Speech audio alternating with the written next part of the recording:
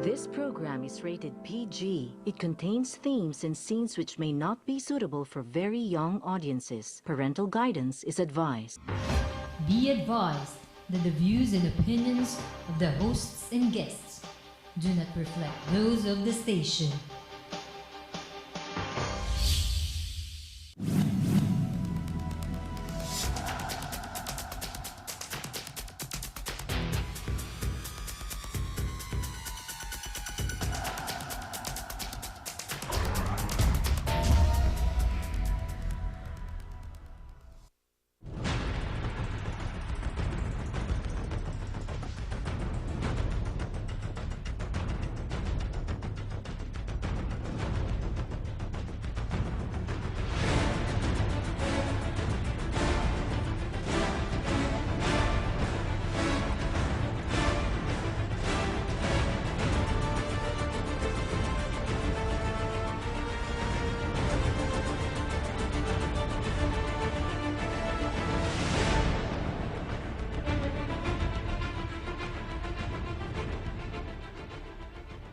Naimbag garabi, masantos siya sa labid si kayamin.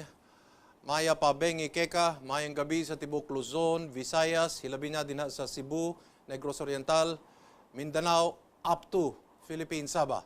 Ako po si Eric Espina, ito po ang inyong nag-iisang republika. Sa ngayon, base po sa aking mga sources sa loob ng Armed Forces of the Philippines, pati po sa Philippine National Police, ang naitala pong tinatawag nating KIA, o Killed in Action ng PNP Special Action Force, bagamat hindi pa lumalabas sa ating mga pahayagan, ay 64 na po, 64. And I already had previous reports of beheadings as well as mutilations. Yan po ang nababasa ninyo sa inyong mga pahayagan ngayon. Ano ibig sabihin ng mutilations? Beheadings, pati po yung mga ari ng mga pulis ay ipinapasok sa bibig nila. Yung pong mga pulis na wounded o buhay pa, hindi po ang ginagamit na term ay misencounter, hindi po. They were being executed while they were wounded. Yan po ang lumalabas sa aking mga sources, sa aking mga reports. Subalit, ang mababasa ninyo sa newspaper, ang terms na ginagamit ngayon ay misencounter, wala daw coordination. Nakapagtataka po na pagpasok ng pulis, alam ng MILF, pero the presence of the Bangsamoro Freedom Fighters, which is co-located within the MILF areas, ay parang napapabayaan nila. Marami pa po tayong pag-uusapan ngayong gabi, patungkol po sa PNP, sa SAF, Pnp Reforms, ano nangyari, ano pa mangyayari.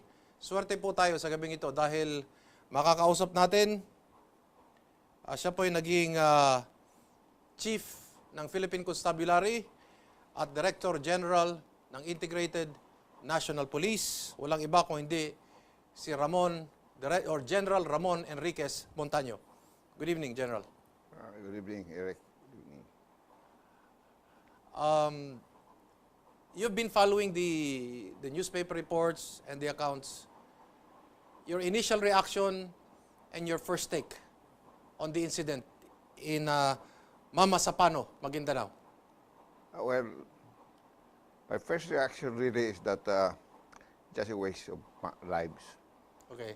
Just a waste of lives, and there should not have been any killings anymore because we are on the peace process. Okay.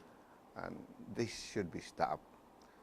And ang reaction ko, because I have a knowledge of what's going on there, ang reaction ko, I was thinking it was only, if it was managed by the police, it should have been only a manhunt or a service of a warrant of arrest.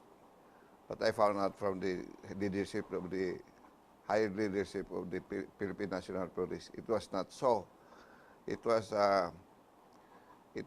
managed by the Armed Forces of the Philippines, and they have nothing. It was not part of their manhunt.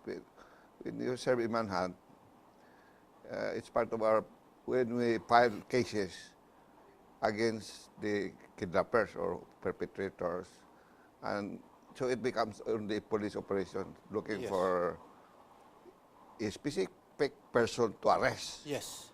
Because there's a warrant of arrest for him. Yes.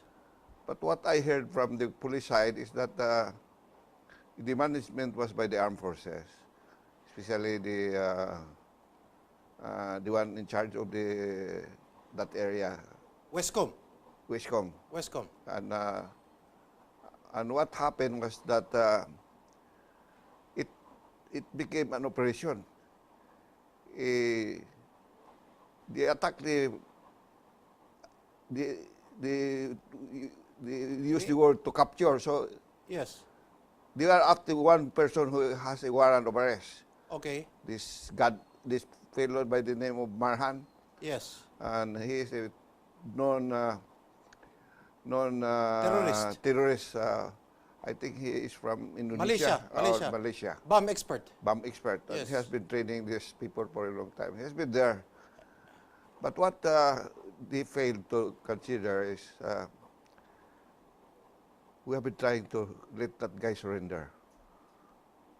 Okay. Instead of capturing him by force, we were negotiating for his surrender because one of his in-laws, he's related to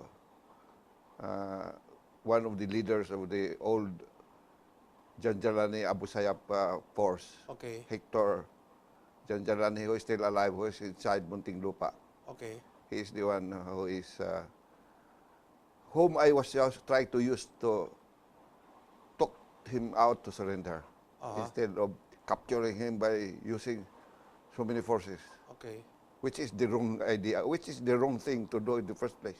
In short, it's simple to talk to the relatives and make him surrender rather than send a force to capture him. Yes, and that has always been Your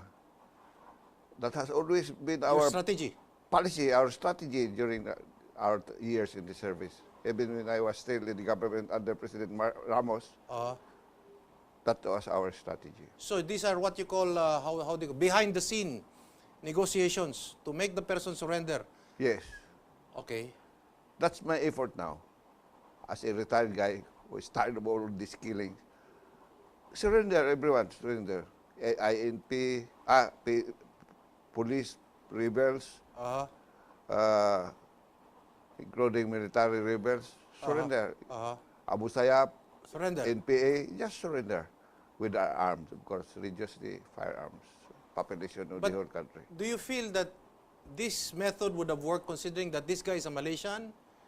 He is a bomb expert and according to reports in the newspaper, he is the one involved in training all the recent bombing incidents around. Well, that's the problem of our intelligence community. They create monsters.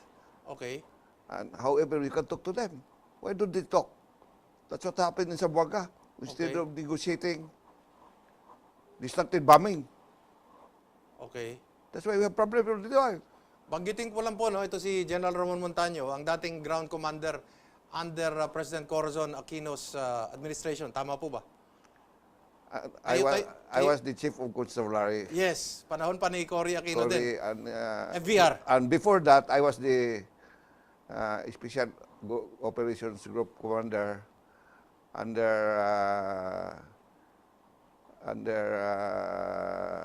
General Olivas Okay. and General Ramos when Naging DILG undersecretary kayo. yes, Department of Interior and Local Government. when I retired, and I was called back to active service because they want me to be Bureau of Customs, but I don't like to be the Bureau of Customs at the time. Oo. As a background lang po, she was also the ground commander during when Cory Aquino's Malacanang was under siege by It was attacked by Gringo. also and yung mga ano ba yun, yung mga farmers yata or inatake yata. Sa Oo. Mindiola yun. Sa Mindiola yun. Ayun, narilib ako doon. Narinig ko ano? Ganun ba? Okay, so how do you read this? The terms, ang mga lumalabas po na pinapalabas ng MILF, this was lack of coordination. This was a misencounter. Ang sinasabi naman ni Secretary Rojas, this was a legitimate operation. And then there are people who are saying that nasabihan naman daw. There was prior, what do you call this, notice that they were going to be entering the area. Well, they're all lying. Nothing is true. Okay. First, why, why should you coordinate? Why? Why do you have to coordinate if you're running after a criminal? Sabi daw ho, kasi meron daw agreement Why should you need a coordination? with the MILF. Are they having their own territory there? That's my next question. Ano ho ba ito, as of your latest knowledge, General Montaño, itong Mama Sapano, that area, and Maguindanao, is that still part of the Philippines or is that MILF territory already? I don't know. Ha? I don't know. They consider it as their own country. Kasi sinasabi ng MILF, Well, kailangan may coordination kasi yun daw ang usapan. That's what's wrong with our peace process now. They're giving up Philippine territory to other people, And they are armed. and they're armed. Because I think they're trying to subscribe to the United Nations concept of if you have a territory, Yes. if you have people, if you are armed, You're a belligerent, no? you can be another state. You can be granted independence. Hindi ba nakikita ng mga ano natin yan, ng palasyo yan, ng peace process panel? Pagkabulag sila bulag. Nakikita nyo, bakit hindi nila nakikita? They refuse to see. For some reasons or the other, they refuse to see. Okay, assuming po na this was a legitimate operation, that's what the DILG says, pumasok doon yung PNP SAF. Bakit PNP SAF ang ginamit? Why not ordinary police if this was just out to serve a warrant of arrest? Because it was an operation? Is that That's what I got from the higher leadership and it makes a lot of sense. Kasi of the police. Kasi if you're just It going to was- serve a warrant of arrest, police lang dapat, di ba? That's a police operation. Just ordinary police operation. Oo, pero ang lumalabas, it had to be PNP SAF. What is in the PNP SAF that it has to be the unit that has to enter this area? Ano ko ba ang... What is in this unit? The PNP SAF, if it was used by the police, it's only for police business. Hindi ito, they are not supposed to serve warrants of arrest, no? Itong PNP No, SAF. the PNP SAF, if it is managed by the police, Oo. if the operation is managed by the police, they are supposed to assist also in the service of warrant of arrest. Okay. But still, just to protect the server. Yes. Because they will go to a specific person to arrest Okay. because he has a warrant of arrest for study. That's why we have what we call the Oplan manhunt, which Okay. is managed by the police and coordinated, headed by the CIDG under General Magalong. That's the ordinary Oplan manhunt namin. Okay. Nga, we specifically designated him to go get an order of battle, which is really on the list of wanted persons, prioritize who is the most dangerous, and then do nothing except look for him and arrest him. Okay, we're going to pause for a few reminders, General Montaño. I'd like to ask you this question. Isn't it curious? Hindi ba nakapagtataka? PNP SAF, karamihan ang pinapunta doon. Number 2, the number of PNP SAF that were involved if the intent was really to serve a warrant of arrest sa pagbabalik po ng Republika.